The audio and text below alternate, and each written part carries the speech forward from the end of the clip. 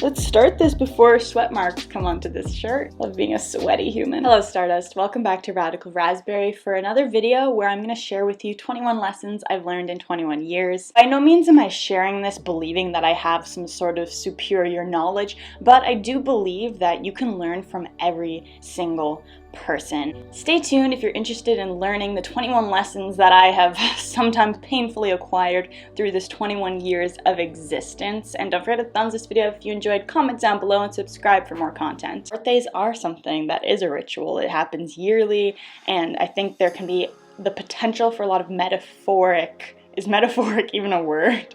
Just for things to be like metaphors. And so I got a lot of these ideas from the book Simple Abundance. She talks about celebrating her birthday, and she did things like bought champagne, lit the number of candles, just like reflected, relaxed. I really enjoyed the whole buying like champagne in the morning. I was like, damn, this day is off to a good start. I have never bought myself that type of bottle of champagne, like genuinely from France Champagne. I was like, oh shit, I was feeling good, as you could tell in these clips.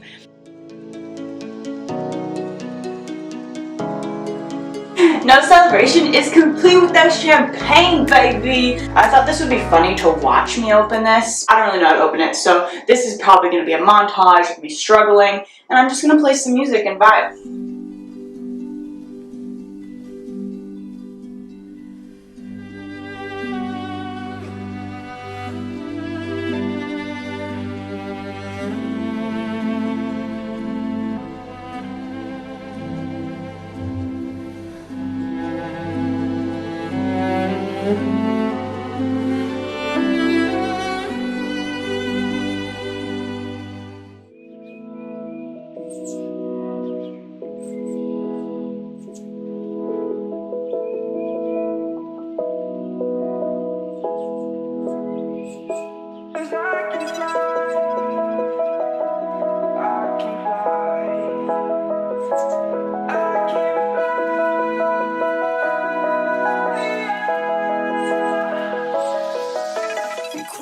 If you're one of those people that thinks your birthday's not special and why does it matter, I invite you to contemplate that, because your birthday is special. It's the day that you came into existence to bless us with your magic and that the world blessed you. That's worth celebrating. It's worth celebrating that you made it through another year, you know, and just being able to reflect on things that you want to do in the year and things maybe that you didn't do, and just things into perspective. It's a moment to get that perspective, because so often we're just busy, right?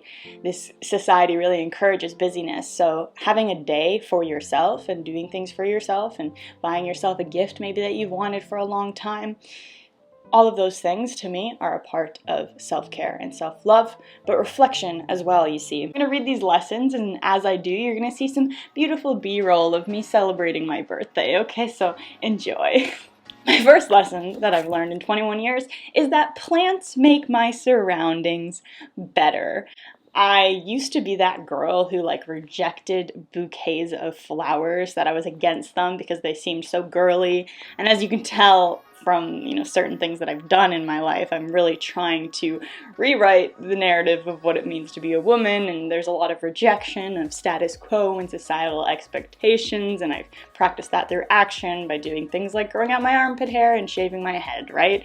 So a part of that rejection, which I only really realized through reflection, was rejecting like the simplicity of flowers and their beauty and their ability to enliven an environment. Second lesson I've learned is that inspiration does not often fall into your lap. Creativity and inspiration, it's like a muscle. You need to work on it regularly in order for it to strengthen. This third lesson is for all of my friends out there. You know when you give someone something and you don't get it back? This third lesson is a Shakespeare line, actually, which is neither a borrower nor a lender be. I've really come to terms with accepting that if I give you something, I don't expect it back. If I tell you, hey, you can borrow this, I don't expect it back. If I get it back, like that's a win. You know what I mean? Like I'm happy if I do, but I'm not expecting that to happen because I know myself that I have books that people have given me and I will never give them back likely because I've never even seen those people in years. We have self-knowledge is powerful. Love is the only way. Self-love is powerful. It's the only way. What song is that? Number 4 is the power of self-knowledge, of self-awareness. Oh my gosh. When you're able to know what you like, what you don't like, when you're able to see your shadows, see your weaknesses, see your faults, oof, oof, oof. It hurts. It hurts at first, don't get me wrong. But that is just like where the real evolution lays. Next one I think is self-explanatory. Lesson 5 is that silence helps you hear your own voice. The world's real noisy. You gotta hear yourself by quieting down. Number 6 was a game changer for me. It's striving for contentment over happiness, right? Happiness is fleeting. Happiness is an emotion, just like all the other ones. Contentment is a lot more solid. You know, it's something you can feel content while you're grieving. You can feel content while you're angry. Contentment, that's the real gold.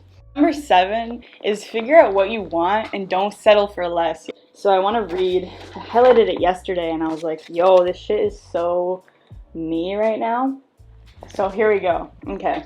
This is a book about the fear of abandonment. I love psychological traumas.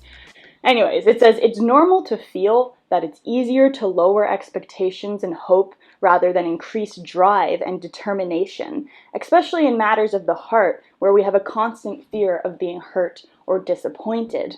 Like, I know what I want, but there's this other part of it that is like, do you think you're deserving of that, right? And then there's that other layer of reasons why you don't think you're deserving of that, which often links back to like childhood traumas and fears and insecurities. It takes more effort to be determined, especially with your heart when you're hurt and you're disappointed over and over, where it's just like, okay, I guess this is what it is, you know? Number 8 is the importance of having a relationship with the universe, with God, with nature, with the world around you. Even if you don't believe in God, examine the way that you see the world, the way that you interact with this outer environment, and examine your beliefs towards it. Do you think people are always out to get you, right? Like, that's a belief that you have about the world. Or do you think people are nice? Do you feel trusting in the process?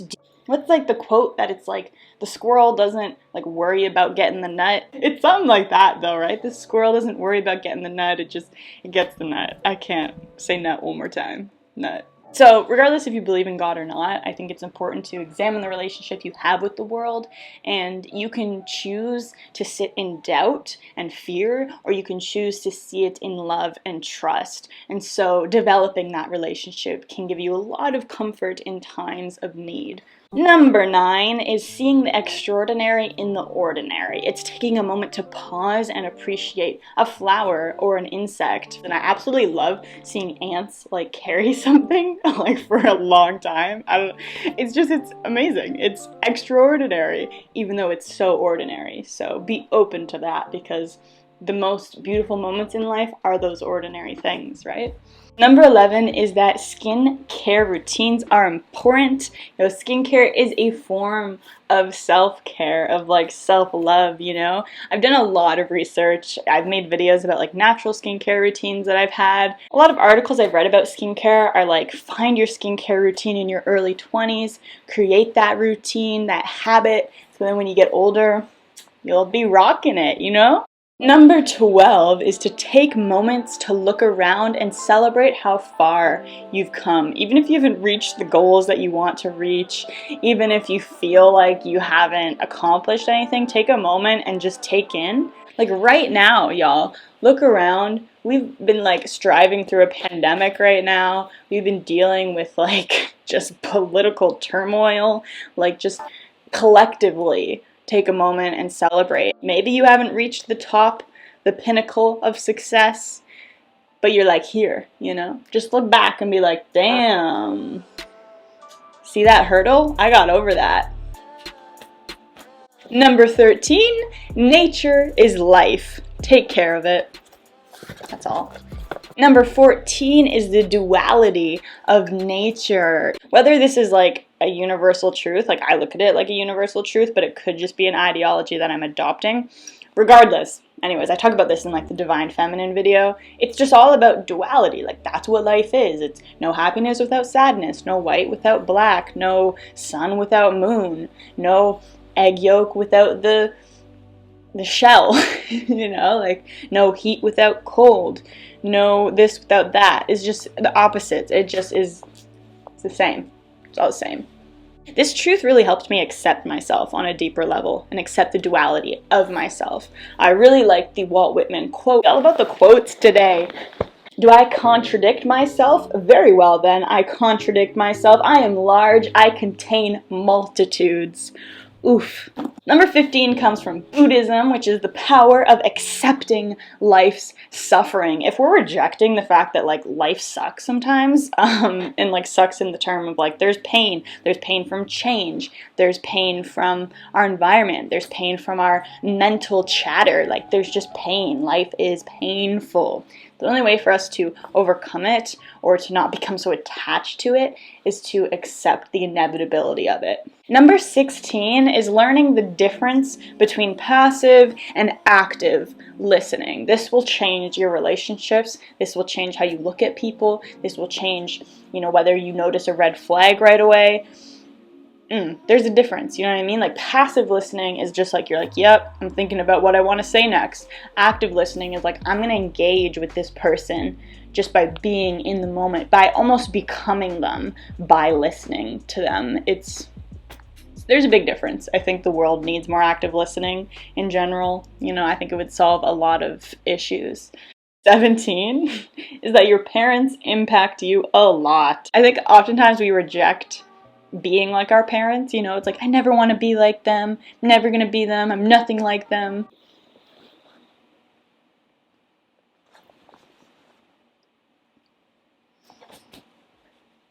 You're wrong.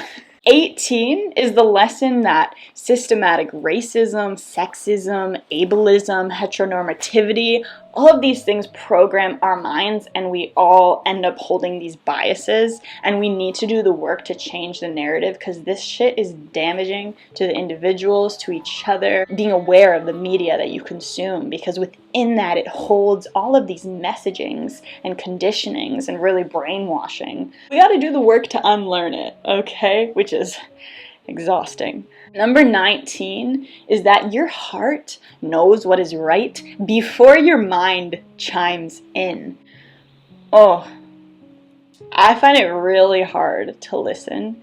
Number 20 is that self-discovery is a never-ending journey. There is no end goal. You know what I mean? Like, this shit just keeps changing, keeps evolving. There's layers to it. There's levels to it. We're leveling up. Like, each year, I guess we're leveling up.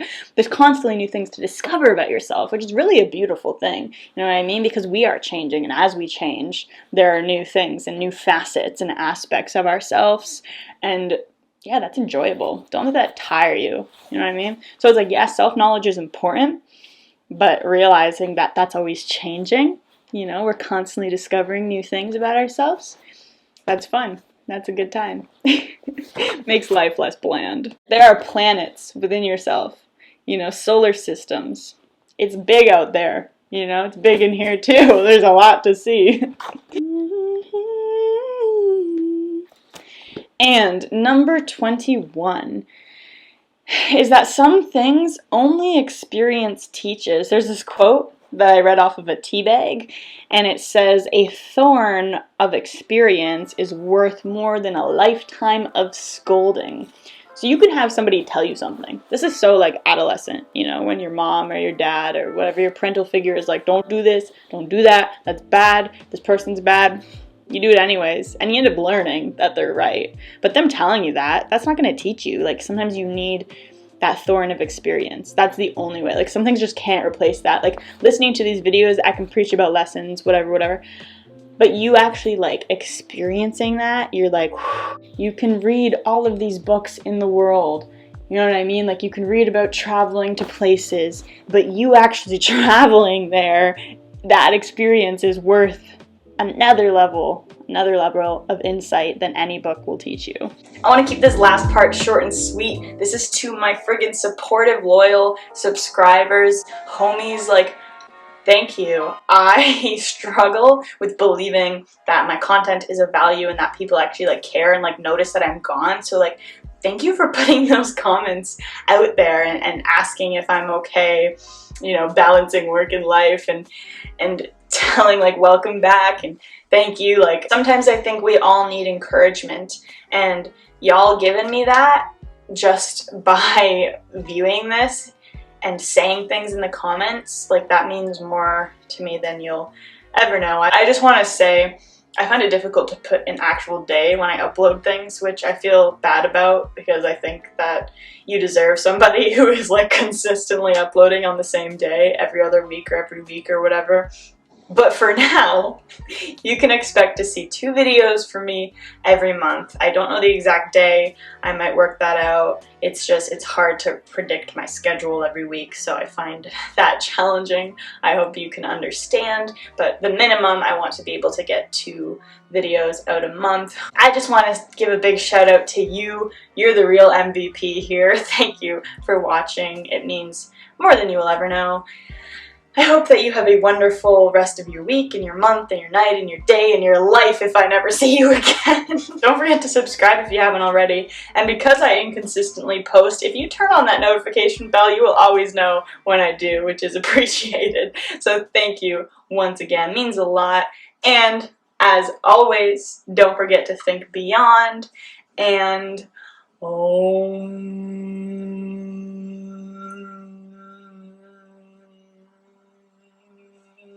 I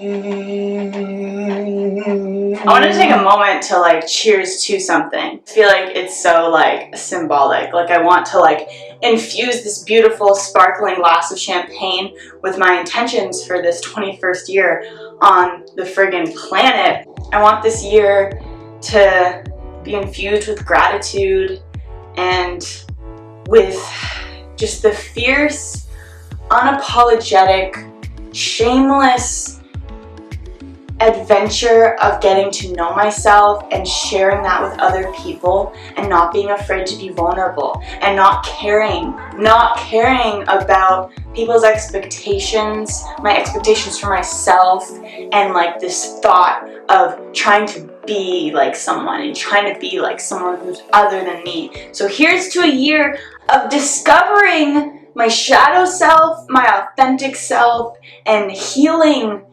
Healing is beautiful, you know, and like vulnerability and just staying true to myself, because so many times I didn't listen to my intuition. So here's a year of listening to my intuition and just enjoying this. Like it's beautiful, just getting to know myself on a deeper level every year, and yourself, like just being able to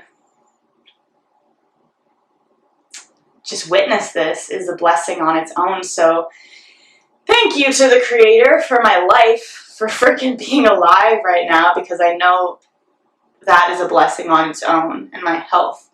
A year of balance and harmony, understanding and compassion. If I could choose one word for this year,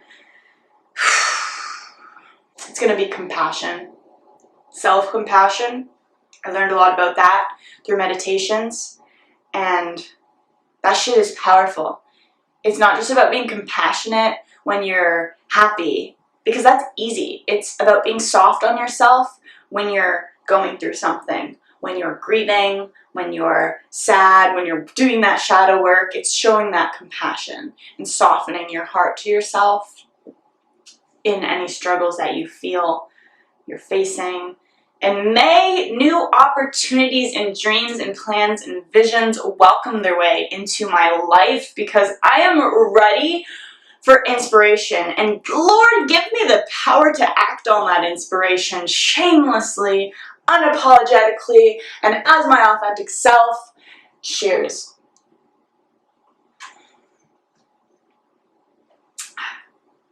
Now I'm going to put mascara on, and then I'm going to do some other ritualistic things.